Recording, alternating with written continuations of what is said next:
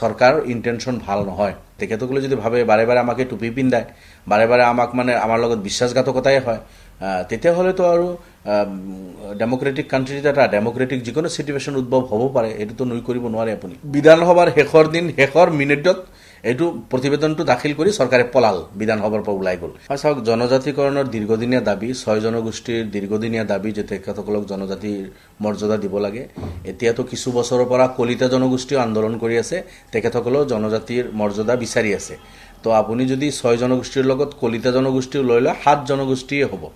কিন্তু আমি দেখিলোঁ মন্ত্ৰীগোটৰ যিটো প্ৰতিবেদন হয়তো 6 জনগোষ্ঠীলৈ প্ৰতিবেদন দিছে কিন্তু কি প্ৰতিবেদন দিলে ইয়াৰ ওপৰত কোনো ডিছকাশ্যন নাই বিধানসভাৰ শেষৰ মিনিটত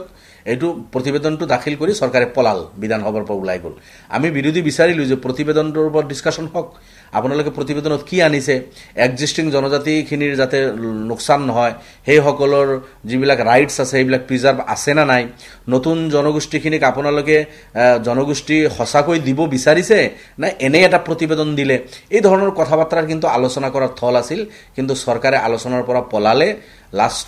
লাষ্টৰ মিনিটত তেখেতসকলে প্ৰতিবেদনটো দি ওলাই গ'ল মই ভাবোঁ এইটো যদি সমস্যা সমাধান নহয় তাৰমানে ইয়াৰ দ্বাৰা চৰকাৰৰ ইণ্টেনশ্যনটো বুজা যায় চৰকাৰৰ ইণ্টেনশ্যন ভাল নহয় অলৰেডি যিখিনি জনগোষ্ঠী আছে জনজাতি আছে তেখেতসকলে শংকাত ভুগি আছে যে আমাৰ অধিকাৰ কোনোবা কাঢ়ি ল'ব নেকি এইটো স্বাভাৱিক কথা এক্সিষ্টিং জনজাতিসকলে শংকাত ভোগা স্বাভাৱিক কথা তেখেতসকলৰ ৰিজাৰ্ভেশ্যন তেখেতসকলৰ অধিকাৰ সেইখিনি সুৰক্ষিত থাকিব নে নাই সেই লৈ তেখেতসকলে চিন্তিত আনফালে 6 জনগোষ্ঠীৰ দীৰ্ঘদিনীয়া বছৰৰ যিটো দাবী বা 7 জনগোষ্ঠী কলিতা লৈ তেখেতসকলৰ যিটো দীৰ্ঘদিনীয়া দাবী এখেতসকলক দিম বুলি কংগ্ৰেছে কিমান বছৰ ৰেজুলেশ্যন লৈ পঠালে নিদিলে বিজেপিও যোৱা 10 বছৰত বহুতবাৰ প্ৰতিশ্ৰুতি দিলে আহি 10 বছৰ কাৰ্যকালৰ লাষ্ট বছৰৰ সন্ধিয়া এতিয়া বেলি মাৰ যাব সেই সময়ত আনি জাষ্ট প্ৰতিবেদনটো সাবমিট কৰি পলাই গুচি গ'ল ইয়াৰ দ্বাৰা বুজা যায় যে 6 জনগোষ্ঠীকো জনজাতিকৰণ দিয়াৰ আন্তৰিকতাৰে এই সমস্যাটো সমাধান কৰাৰ কথা এই চৰকাৰে বিচৰা নাই যেটো অসমৰ কাৰণে সাংঘাতিক ক্ষতি আৰু এটো মই ভাবো ইয়াৰ ফল ভুগিব লাগিব ইলেকশ্যনত নুই কৰিব নোৱাৰে এটা 6 জনগোষ্ঠীৰ দীৰ্ঘদিনীয়া দাবী তেখেতসকলে দাবী কৰি আছে তেখেতসকলে যদি ভাবে বাৰে বাৰে আমাকে টুপি পিন্ধায় বাৰে বাৰে আমাক মানে আমাৰ লগত বিশ্বাসঘাতকতাই হয় তেতিয়াহ'লেতো আৰু ডেমক্ৰেটিক কাণ্ট্ৰিত এটা ডেমক্ৰেটিক যিকোনো চিটুৱেশ্যন উদ্ভৱ হ'ব পাৰে এইটোতো নুই কৰিব নোৱাৰে আপুনি তাৰ কাৰণে চৰকাৰে প্ৰস্তুত থাকিব লাগিব চাওক চাহ জনগোষ্ঠীক যেটো ভূমি সিলিং কৰি তেখেতসকলক মাটি দিয়াৰ এটা বিল আনিলে এটুক আমি ওয়েলকাম জনাইছো কিন্তু মই পিছত যেটো ষ্টাডি কৰি দেখিলো এই চাহ জনগোষ্ঠীক তো 150 বছৰ ঠগাই আহিছে সব চৰকাৰ কংগ্ৰেছ এজিপি বিজেপি সব ঠগাইছে এতিয়া বিজেপি দিম বুলি কৈও এই খতকলক ঠগালে কেনেকে ঠগালে 3.5 লাখ পৰিয়াল মাটি হল 2,12,000 বা 2,22,000 না 18,000 বিঘা 2,18,000 বিঘা আপুনি যেতিয়া মাটি লৈছে তে আৰু অলপ বেছি কিয় নললে 3.5 লাখ পৰিয়াল যেতিয়া আছে 3.5 লাখ বিঘা লব পাৰিলেহেতেন 6 লাখ 7 লাখ বিঘা লব পাৰিলেহেতেন এটা পৰিয়ালক 2 বিঘা কৰি এটা পৰিয়ালক 6 জন 7 জন 8 জন কৰি পৰিয়ালৰ সদস্য আছে 1 কটা 2 কটা মাটি দিব এই 150 বছৰ পিছত 1 কটা 2 কটা মাটি দিয়ে নেকি ল্যান্ড পলিসি হিসাবে অসমত কমসে কম এটা পৰিয়ালক 7 বিঘা কৰি মাটি দিব লাগে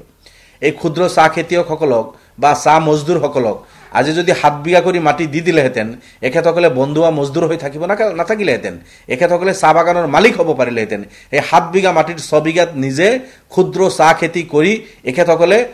মানে লেবাৰ হৈ থাকিব লগা নহলহেতেন এখেতসকলে উলাই আহি কালি বা সৰু বাগানৰ মালিক হলহেতেন তেনেকৈ কৰিব পাৰিলেহেতেন চৰকাৰে কিন্তু বাগানৰ এই এমএলএ মন্ত্ৰী কেটা নাজানো এক কটা মাটি পায় সন্তুষ্ট আমি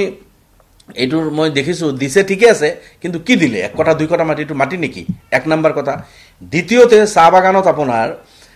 তাতে জুলহা কমিউনিটি আছে আপোনালোকে জানে মুছলমান গোটেই অসম মিলি মাত্ৰ 1.5 লাখ 2 লাখ মান পপুলেশন আছে চাহবাগানী ভাইসকলৰ যদি 60 লাখ 70 লাখ পপুলেশন আছে তাৰ মাজত 1.5-2 লাখ মুসলিম কমিউনিটি যিসকল জুলহা বুলি কয় আনসাৰী বুলি কওঁ আমি আৰু এই তাহানিতে ব্ৰিটিছে যেতিয়া আনিলে ঝাৰখণ্ড উৰিষ্যা বিহাৰৰ পৰা যেতিয়া বাগানী ভাইসকলক আনি ইয়াতে বহাইছিল একে সময়তেই এই সকল মুছলমান সেই সকলৰ লগত আহিছিল আহি সেই বাগানত আছে তেখেতসকলে পাত সিঙে আজি যিসকল আছে এখেতসকলৰ মা দেউতা পাত সিঙি মৰি গল এখেতসকলৰ ককা দেউতা একে কাম কৰিছে সেই লাইনত আছে লাইনৰ ঘৰতে আছে কিন্তু এই জুলহা মানুহখিনি আনসাৰী মানুহখিনিক মাটি দিয়াৰ কোনো কথা এই এক্টৰ ভিতৰত বিলত কোৱা নাই আমি দাবী কৰাৰ পিছতো মুখ্যমন্ত্ৰী মানি নললে কিমান সাম্প্ৰদায়িক মুখ্যমন্ত্ৰীৰ মনোভাৱ 50 লাখ তো জনগোষ্ঠী কিন্তু এই চাহ বাগানৰ 14-15 লাখ যিখিনি লেবাৰ আছে